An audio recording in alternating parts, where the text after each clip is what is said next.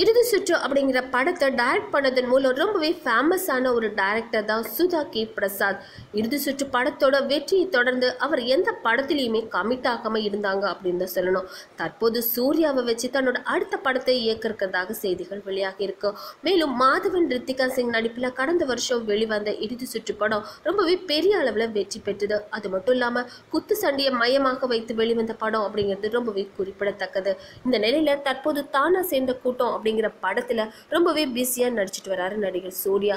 மேலும் விக்னேஷ் சிவன் இயக்குற இந்த படத்தை தொடர்ந்து ட்ரீம் வாரியர்ஸ் பிக்சர்ஸ் தயாரிப்புல செல்வராகவன் இயக்குற புதிய படத்திலையும் நடிக்க ஒப்பந்தமாகி இருக்காராம். இந்த நிலையில தான் இயக்குனர் சுதா தன்னோட கதையை நடிகர் சூர்யா கிட்ட சொல்லியிருக்காங்க.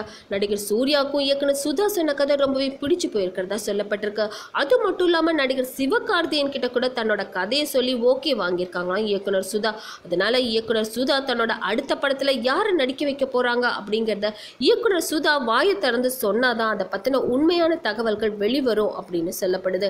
இந்த வீடியோ பத்தின உங்களோட கமெண்ட்ஸை மறக்காம சொல்லுங்க. கூடவே லைக் ஷேர் இதெல்லாம் பண்ணிட்டு ஞாபகமா அந்த சப்ஸ்கிரைப் பட்டனையும் அழுத்திடுங்க.